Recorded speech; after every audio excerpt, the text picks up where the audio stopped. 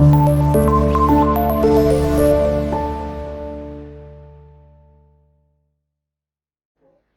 वालेकुम students, welcome to class 8 math. आज के इस लेक्चर से हम स्टार्ट करेंगे 2.3 एक्सरसाइज का, और इसका क्वेश्चन नंबर 1 हम इस वीडियो में अंडरस्टैंड करेंगे और उसके बाद हम इसको सॉल्व भी करेंगे।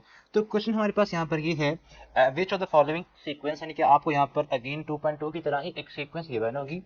विच of the following sequences are geometric sequence. ठीक है, if sequence is geometric then find the common ratio. Okay, अब देखिए हमारे पास पहली बात, आपने चेक तो बाद में करना है क्योंकि आपके पास जो सीक्वेंस है ये जियोमेट्रिक सीक्वेंस बनाती है या नहीं बनाती। ठीक है, उससे पहले आपने अब यहाँ पर जो मेन चीज अंडरस्टैंड करनी होगी कि एक जियोमेट्रिक सीक्वेंस होती क्या है और ये कैसे बनती है। ठीक है, इसका पैटर्न क्या होता है आपके पास कहने के नोट करने के, हम यहाँ पर इसको प्रॉपरली पहले डिफाइन कर देते हैं, तब आपको उसके बाद इसको अंडरस्टैंड करना और इसको सॉल्व करना बड़ा ही आसान हो जाएगा सीक्वेंस। ठीक है, ये हमारे पास कहने की ज्योमेट्रिक सीक्वेंस होगी। अब देखें, आपके पास अब आपने प्रीवियस क्लास में पढ़ा था कि जब आपके पास एक सीक्वेंस आए या सिंपल जब आपके पास एक अरिथमेटिक सीक्वेंस आए, वो कैसे बनती है।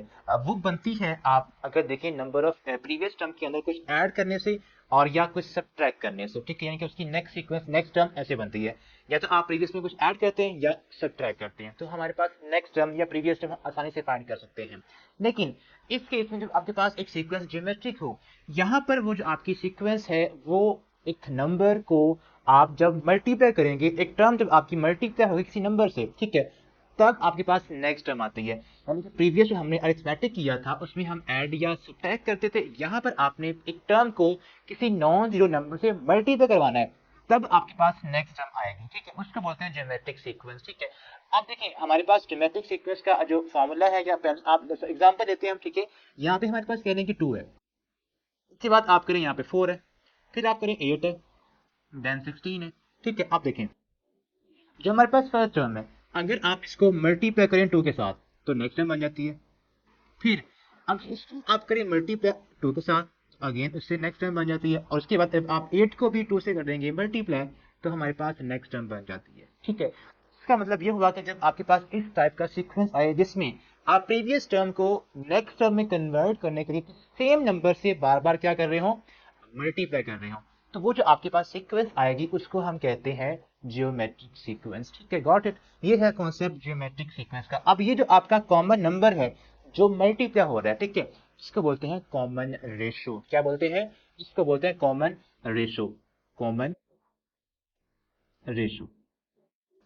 और आप इस नंबर को आर के साथ करते हैं रिप्रेजेंट, आर से आप इसको शो करवाते हैं। ठीक है, अब मैं इसके बाद नेक्स्ट हमारे पास आएगी इसकी जनरल फॉर्म, वो क्या होती है। ठीक है, आपके पास अगर सपोज करें हमारे पास ए एन एक टर्म है, ज्योमेट्रिक टर्म है, जो फार्मूला बनता है वो हमारे पास क्या बनेगा, वो बनता है A1। A1 मींस की फर्स्ट टर्म, और यहाँ पे R जो कि क्या है, कॉमन रेशियो है। ठीक है, और आपने क्या करना है, आपने R में से n-1 करना होगा। ठीक है, अब इसका मतलब क्या है कि अगर आप लेट करें, यहाँ पर आप पुट करेंगे सिंपल 2 पुट करते हैं। ठीक है, 1 को हम बाद में रिप्लेस करेंगे। यहाँ पर अगर आप यहाँ पर 2 पुट करेंगे तो हमारे पास क्या होगा, ये आपका A1 ही रहेगा क्योंकि ये फिक्स है। उसके बाद R की जो पावर होगी वो आपने उसको कम करनी है। यहाँ पे अगर n है तो आपने यहाँ पर n में से एक कम करना है। ठीक है, तो यहाँ पर आपके पास आएगा n-1।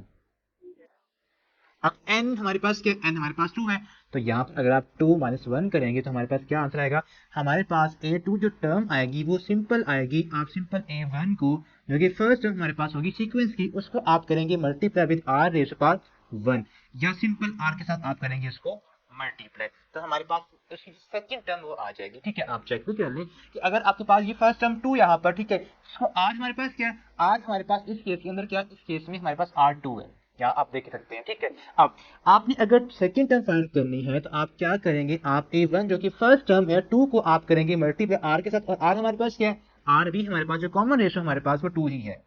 तो आप देख सकते हैं कि यहाँ पर आपके पास जो सेकंड टर्म है वो क्या बन गई है, वो 4 बन रही है। अब चलें देखें, आप थर्ड टर्म पे आ जाएं। जब आप थर्ड टर्म को फाइंड करेंगे तो यहाँ पे मैंने कहा था, अर्ज किया था कि यहाँ पे A1 ही आएगा।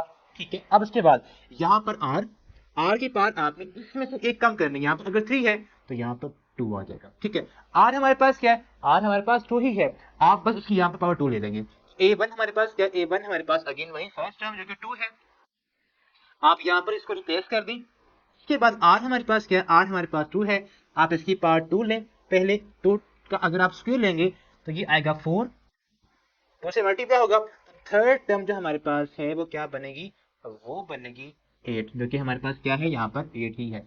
इस तरह ये आप किसी भी टर्म को इजीली फाइंड कर सकते हैं ज्योमेट्रिक सीक्वेंस की। अगर आपके पास वहां पर आर अवेलेबल हो, आर आप फाइंड कर चुके हो, या आपके पास इसके अलावा फर्स्ट टर्म भी हो, ये दो चीजें आपको चाहिए, आप किसी भी ज्योमेट्रिक सीक्वेंस की कोई भी टर्म आसानी के साथ फाइंड कर सकते हैं। ठीक है, तो ये इसका फार्मूला है, जनरल फार्मूला है, इसको आपने आगे यूज भी करना है और फर्दर आप इसकी हेल्प से कोई भी टर्म इजीली फाइंड कर सकेंगे।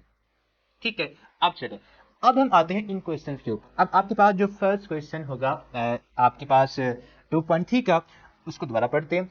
विच of the following sequences are geometric, वो तभी बनेंगी अगर उनका जो कॉमन रेशियो है वो सेम होगी, यानी कि आप प्रीवियस टर्म को अगर नेक्स्ट टर्म में कन्वर्ट करना चाहते हैं तो आपने किसी सेम नंबर से करना मल्टीप्लाई। अगर तो ये हमारे पास नंबर हर बार सेम आ रहा है, इट मींस ये जो आपकी सीक्वेंस होगी ये क्या होगी, ये एक ज्योमेट्रिक सीक्वेंस होगी, इसको बोलते हैं ज्योमेट्रिक सीक्वेंस। ये आपने चेक यहाँ पर भी अप्लाई करना इन क्वेश्चंस के ऊपर भी। ठीक है, if a sequence is geometric then find the common ratio. अब आपने उनकी जो कॉमन रेशियो है, जो वो सेम नंबर है ना ये वाला, अब ये आपने फाइंड करनी, ये जस्ट क्वेश्चन 1 के अंदर। ठीक है, ओके, तो फर्स्ट पार्ट जो हमें यहाँ पर क्वेश्चन 1 का गिवन है, उसको अगर हम देखें, जो सीक्वेंस हमें यहाँ पर गिवन है फर्स्ट पार्ट के अंदर, इट इज 1 2 3 एंड 4, 1 2 3 एंड 4। ठीक है, अब यहाँ पर देखिएगा आपके पास जो आप कहने की फर्स्ट टर्म है वो 1 है। ठीक है, अब मुझे बताएं, आपके पास फर्स्ट टर्म को अगर मैं करूं किससे मल्टीप्लाई, तो सेकंड टर्म बनती है, मुझे 1 को 2 से करना पड़ेगा मल्टीप्लाई विद 2। अब उसके बाद मुझे बताएं, क्या 2 से मैं 3 बना सकता हूं बाय मल्टीप्लाइंग विद 2 को, लेकिन आपने इस प्रीवियस टर्म को 2 से ही करना मल्टीप्लाई, मुझे बताएं क्या 3 बनता है, नहीं बनता, तो ये पॉसिबल नहीं है। इट मींस यहाँ पर आपके पास ये टर्म जो है, ये जो सीक्वेंस है, it's not a geometric sequence, it is not given. तो सिंपल लिखे, दिस इज नॉट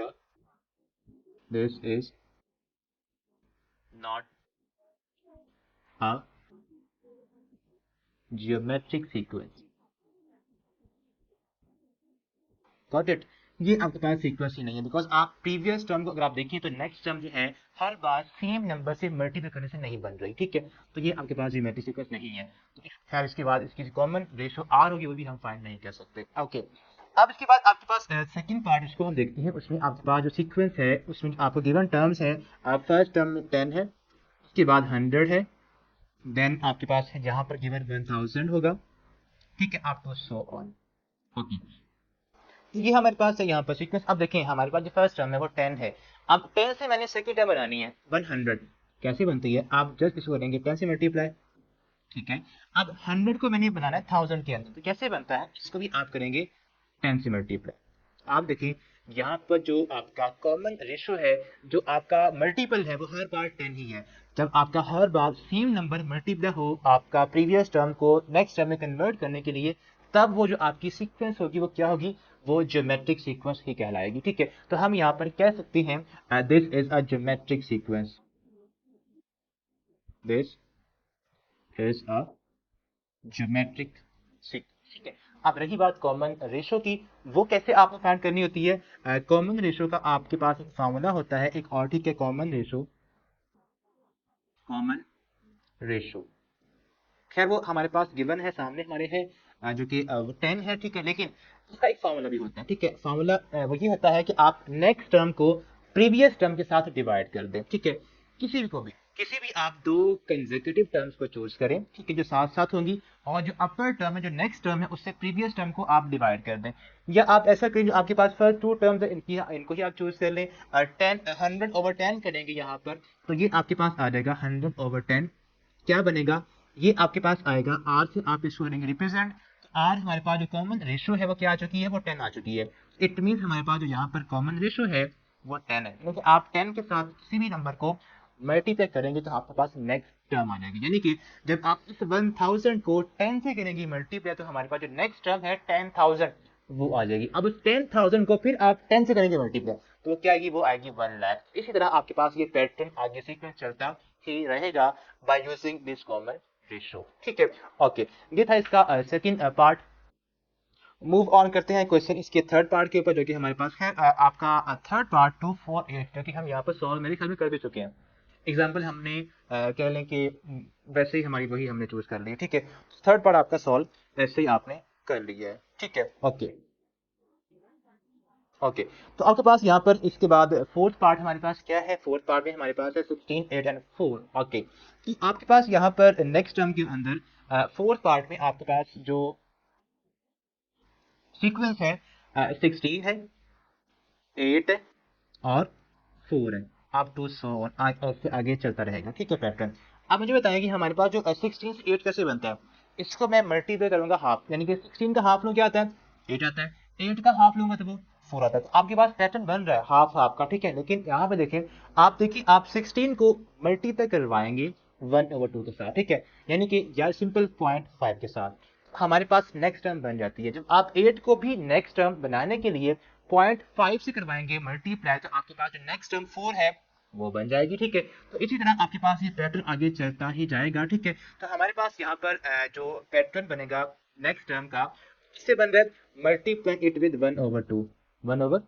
तो भी आप जब करेंगे 1/2 से मल्टीप्लाई, तब आपके पास नेक्स्ट टर्म आ जाएगी। और नेक्स्ट टर्म जब आप 4 को करवाएंगे 1/2 से मल्टीप्लाई, तो वो आंसर आएगा 2, वो इसकी नेक्स्ट टर्म होगी। देन 1 अप टू 10 आगे भी चलता रहेगा पैटर्न ये, ठीक है। अब हमारे पास जो कॉमन रेशो है, ठीक है, कॉमन रेशो आपके पास यहाँ लिखें पहले कि क्या ये ज्योमेट्रिक सीक्वेंस है या नहीं है। तो आप यहाँ पर सिंपल लिखें इट्स अ ज्योमेट्रिक सीक्वेंस, ठीक है, this is a geometric sequence. Okay, अब रही बात कॉमन रेशो की, वो आप फाइंड करेंगे। वो कैसे फाइंड होगी उसका मैं आपको फॉर्मूला बताया। विजन आपके पास क्या है?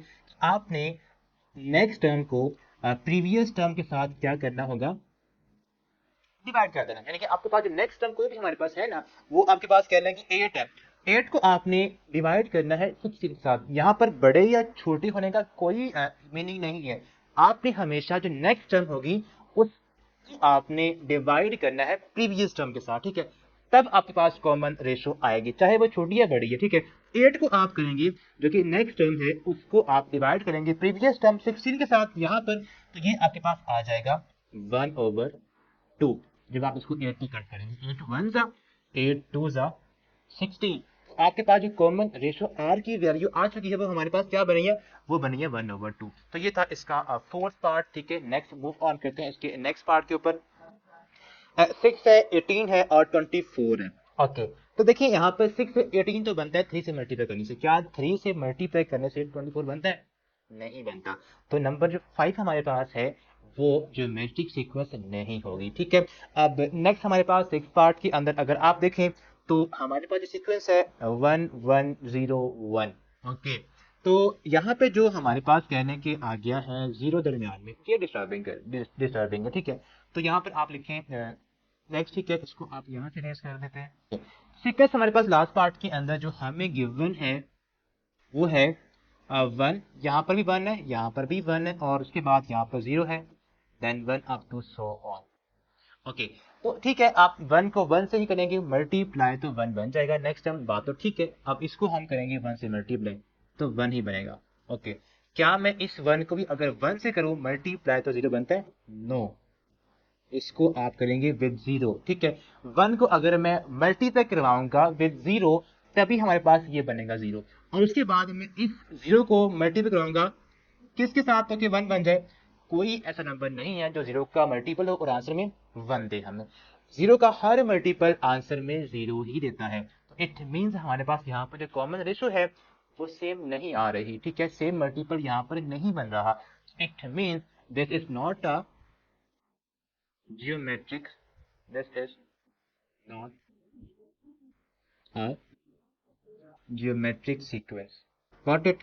तो ये बेटा आपके पास यानी कि simple concept of geometric sequence का, ठीक है। आई होप सो आपको ये समझ आ गई होगी। अब नेक्स्ट वीडियो में हम इसका जो क्वेश्चन नंबर 2 है, जिसके अंदर हमने प्रॉपरली इसका जो फॉर्मूला है वो अप्लाई करना होगा और सीक्वेंस को फाइंड करना होगा। हमें गिवन होगी जनरल टर्म ए एन की फॉर्म के अंदर, और आपने ये जो सीक्वेंस है ये इस टाइप की, ठीक है, इस टाइप की वो सीक्वेंस अब आपने फाइंड करनी होगी। उसकी कुछ टर्म फाइंड करनी होगी, या आपने पूरी की पूरी सीक्वेंस फाइंड करनी होगी। तो इसको हम अब नेक्स्ट वीडियो को डालते हैं, इसमें हम सॉल्व करेंगे। तब मिलते हैं। अल्लाह हाफिज़।